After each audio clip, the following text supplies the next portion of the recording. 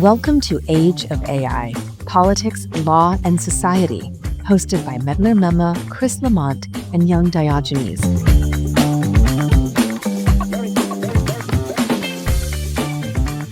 Hi, everyone. Today I'm joined by Josh Porter, author of the new release, The Last Human Marketer. Josh is a product marketing leader, author, and advisor with 20 years of go-to-market experience across enterprise software, financial services, and high-growth AI companies. He spent nearly a decade helping launch and scale AI products at companies including Google Cloud. Today, he runs Thunderwolf Consulting, helping AI scale-ups sharpen positioning, craft compelling narratives, and turn complex technology into clear market momentum. We will talk to Josh about what led him to write the book, why he chose to tell it as a story, and what he's seeing inside AI companies today. Josh, welcome to Age of AI. I'm excited to be here, Medlir. Thanks. Well, thank you. And first of all, congratulations on the book. I've been able to read an early copy of it and really enjoyed it. We'll talk more about it in the course of the interview and some of my reactions to it. But first of all, congratulations. Appreciate it. Yeah, I'm very excited about it. The Last Human Marketer. There seems to be a theme here that we are at this hinge point of history, that things are turning, and we're reflecting on almost an era that we're seeing slowly go by. Then we're ushering this new AI-enabled and augmented era. So the title itself feels ominous. Are we actually heading toward a world without human marketers? The title is really great for drama, but no, we're not heading towards a world without marketers, at least not yet. We're heading towards a world without lazy marketing if it's done right. AI is incredible at generating content, optimizing campaigns, scaling execution, but it has zero intuition about what actually matters to a customer. It doesn't feel confusion. It doesn't recognize when something sounds impressive but makes no sense. So what's disappearing is marketers. It's marketers who confuse activity with impact. So the future belongs to those who can bring clarity and who can say, here's what this does, here's why it matters, and here's why you should care about it right now. That is a very human job. Now, one of the things that is very interesting about your book is that this is not a typical kind of like how-to marketing book, right? This is not a dry read. This is actually a very compelling story. You have characters and you have tensions and you have drama. So you frame this both as a business parable and a handbook. Why tell this story as a narrative instead of a traditional marketing book? Sure, because no one changes how they think from a checklist. You can read 10 frameworks and go back to work and write the same vague messaging that you wrote last week. But when you see it play inside a company, when you watch a CEO optimize marketing out of existence, when you feel confusion ripple across sales and customers, when you watch someone fight to bring back clarity, it sticks. So the story lets you feel the cost of getting it wrong, and then the handbook layer gives you the tools to fix it. So it's not just here's what to do, it's here's why it matters, and here's what happens when you don't. And in many ways, by telling the story, you're being consistent in your overall message, right? The storytelling matters. This isn't just about, as you said, checklists. You can't automate marketing, but really more about it's you can't automate humanity. That we are we're moved by stories. Stories are central to us and who we are, right? Going back to oral traditions, and then, of course, the best example of written literature. So this very much is in line with that argument that humanity still must be central to whatever follows next. Yes, absolutely. Yeah, you've got to be able to have that understanding. Again, human is the main part of the title. So having that in mind, here's why I think this narrative structure is a great way to convey and share this information. And again, it's a meta way of sharing. You need to use stories. Yeah, we had here also Maria Santa Caterina, who was talking about adaptive resilience. And basically the argument was that this isn't just about bringing AI into a company and then all of a sudden all your problems disappear, right? AI can actually augment the best and the worst of your company. And so you must have that in collaboration and cooperation with people. You make this point in your book as well, and others have pointed this out, that today a lot of companies are drowning in automation. What do you mean by that? I mean, that is not a positive, at least, formulation. So what does it actually look like inside an AI company today? Yeah, absolutely. What it looks like is a company shipping more content than ever and converting less. So you've got AI generating blogs, emails, ads, sales decks. Everything is faster, everything's polished, and none of it's clear. Sales is rewriting messaging on the fly. Product is shipping features that nobody can explain. Marketing is optimizing campaigns that really aren't landing. And so internally, everyone feels busy. But externally, customers are confused. So it's like building a high-speed highway with no road signs. You can move fast, but nobody knows where they're going. You've had over 20 years of experience in the market. But what is the one thing that you see the most common messaging mistake you see AI scale-ups making right now? Yeah. They describe what the product does instead of what the customer gets. So you hear things like agentic workflows or orchestration layers, multimodal intelligence. It sounds impressive, but it also sounds like a sci-fi trailer. So buyers aren't asking, how advanced is your architecture? They're asking, does this solve my problem faster, cheaper, or better? The companies that win translate complexity into something that's instantly understandable. The ones that lose hide behind it. Let's turn our attention a little bit to the book itself. We've kind of teased our listeners a little bit about it. I read it and I I had strong reactions, which I think is the point of the story. Yes. I sided with one character. I had strong reactions towards another character. And I know that there are arcs to characters, and that was the case in the book as well. So for the listeners, be patient, right? Stick with the characters to the end. In the end, the humans are good, right? I think that to me is one thing we take away. At least most humans are good. There are some humans that are enabling certain behaviors that perhaps are not the best. But tell us about the main character here. Who is she? Why is she the one left holding the bag? And what is in the bag? Yeah, absolutely. So Brooke is a product marketer who walks into a company where everything looks like it's working until you listen closely. So the product's strong, the tech is real, but nobody can really explain why customers should choose it. In this case, it's a conversational AI platform to help with customer experience. So the company makes a critical mistake. It assumes the AI can replace the thinking part of marketing, not just the execution. So Brooke becomes the last human in the loop, if you will. She is the one that's responsible for reconnecting what the company built to what their customers actually buy. So she's holding the bag because she's the only one asking the uncomfortable question, does this actually make sense to anyone outside of this building? And when you say a company, I mean, there are some C-suite executives that are still around, but the CEO is actually replaced with AI. Yes. Now, that may feel extreme to some people, and certainly 3 to 5 years ago, maybe would have thought that, right? But today, at least based on what I'm hearing from big tech kind of CEOs and other companies, we may not be that far away from this. We're 3 to 5 years away from this reality. How do you assess that? I mean, is this science fiction or how close are we? So I think people should probably understand we're probably closer than we want to admit. Yeah. So it's not going to happen tomorrow, but no one stands up and says, let's just eliminate marketing. What they say is, we can automate this and then this. And then before long, you've automated content, campaigns, messaging drafts, and even the positioning inputs. So what quietly disappears is the ownership of clarity for the customer. So you end up with a company that can produce infinite amounts of content and explain nothing. That's the real risk. It's not that AI replaces marketing, but it replaces thinking if you let it. Which is why I imagine in the heart of the story, there's this relationship. It's a tense relationship early on, becomes a strong partnership as the book progresses between Brooke, the product marketing department lead, and customer success. I think Ronnie Patel, if I'm not mistaken, Yes, correct. That's the right. name of the customer success. Why is that important to highlight, this relationship between product marketing and customer success? So there's two things going on there. The first is marketing, again, is understanding your audience. That's the foundation. But it can be easy to get away from that. It can be easy to just create these pie in the sky theories of what you think should work for people. But then customer success, they're with customers every single day. That's their whole job, is literally to help their customers succeed. So Ronnie also has this particular background where she was in financial services as a customer service rep. She was taking calls and helping customers fix their banking transactions. and helping them get on their online account, those kinds of things.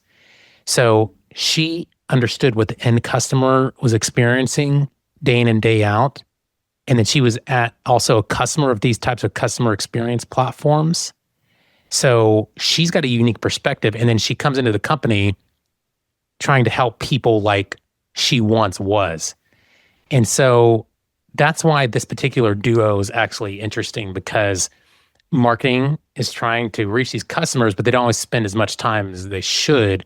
And so this partnership with customer success that Ronnie brings is really valuable to bring in those insights because of her background experience and then also her current function, also talking with customers.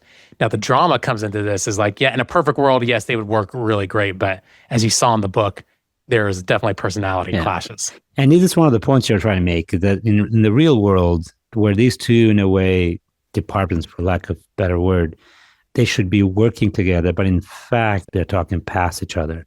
Is that one of the things that you're identifying that you feel that maybe we can do better? Oh, yeah, absolutely. You're always going to have some kind of personality conflicts with certain things, but when you look at different companies and how sometimes they can be siloed and people don't talk to each other, that's really a miss. And it's not always possible, or it's not always easy, but you can succeed when you do make it happen, and when you're able to, at least in this case, have a little bit more cross-functional partnership, especially with marketing and with customer success, to be able to say, hey, I really understand what these customers' pain is, why they chose us or why they may not choose us in the future, and how we can try to either keep them or use that information to get new customers in the future. So that marketing isn't working in isolation, is working with a team like customer success to really plug into who they're trying to talk to in the first place. So that's a human drama, the heart of the story itself. Yes. But like I said, this is part drama and part the handbook of how to. And that's disguised in a way in the book in the form of the Customer Connect code. So you introduce the code into the book itself. In simple term, what is it? So customers don't buy the best product. They buy the ones they understand. So AI makes products more powerful, but it can also make them more complex. And with complexity, that can kill marketing momentum or sales momentum. So if a buyer has to work to understand you, they won't. They'll move on to the next option that makes sense faster. So clarity becomes a competitive advantage. So the irony is that the more advanced your product is, the simpler your story has to be. So that's what this Customer Connect code is all about. You start with the customers understanding who they are. Then you look into the channels how to speak them, how to reach them. Then the category itself, understanding the larger category, the market category that you're working in to try to sell to these customers. Then you have to understand the competition itself. Who are you pitting yourself against when these customers are trying to make a decision? And then ultimately the capability, which is your product, but it's not about what the product is, it's about what the product does for the customer. So you actually do make that point that better products don't always win, clearer stories do. How should founders think differently about explaining something like agentic AI to a buyer who just wants results? For these founders and the go-to-market leaders that come across this book, the idea for them is to stop asking, how do we explain the product? And start asking, what job is this customer hiring us to do? Then describe it in plain language. Because if a customer can't repeat back what you do in one sentence, then you don't have messaging. You just have noise. So a simple test is, could your customer explain to your explain your product to their boss without you in the room? If not, then you have work to do. I was thinking of Apple products. You're not selling them computers, you're selling them an experience. But there are times when the consumer does not anticipate its needs, right? And the reason I pose is because there's a tension. There's a certain element of tech determinism that exists in our society, especially when it comes to AI and all the problems that come as a result of that it's here to stay. So I might as well just get on board, or else you're going to be left behind. And I'm a little bit uncomfortable with that, in the sense that I feel that it is our place to question, and we should question and in a way you're doing this in your book as well, the extent to which AI can replace human activity. We don't have to accept every single version of the different AI products that are offered to us. Mm-hmm. That because they exist in the marketplace, it does not mean that we must enable them or we must buy them. Yeah, you're right. It's when we've got this onslaught of AI can do this, AI can do that. You don't need all of it. And that's where you just have to be discerning. And that's why marketing is important, because you have to understand from the buyer's perspective, what is it they have to discern, especially in the enterprise world where budgets are important and you have to stick to certain parameters. You have to understand and learn their constraints and what the pains are that you can solve for them within those constraints. Yeah, and it seems to me you're talking about values and the kinds of products that are out there. And you said, yeah, from an executive suite level, what they really want is efficiency gains, more productivity. Yes. We have heard this oftentimes from various tech leaders that human labor is a tax on capital, that one way that we can actually save is by eliminating human labor. And so what I'm seeing actually on the product, and in terms of products in the market, is more products in that direction, not ones that make actually human experience better and more meaningful, but ones that actually drive towards greater productivity gains. And of course, this is again the tension that is the book. From what you see right now in the marketplace, do you see the risk of total replacement, or do you see the opportunity for actually making humans even better and more important than what they've been in the past? So do I see marketing being replaced by AI completely? Not yet, but I think it's probably closer than people kind of want to really admit.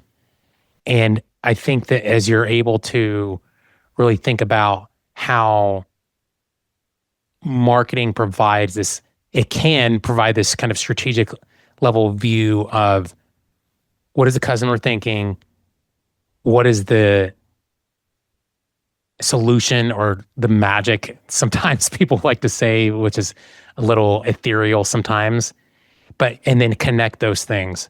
So AI is not going to do that automatically. You need to understand as a marketer strategically who you're talking to, how you can solve their problem, and really do that in a clear way, because it could sound very polished in what you put out in terms of messaging or how you reach the customer.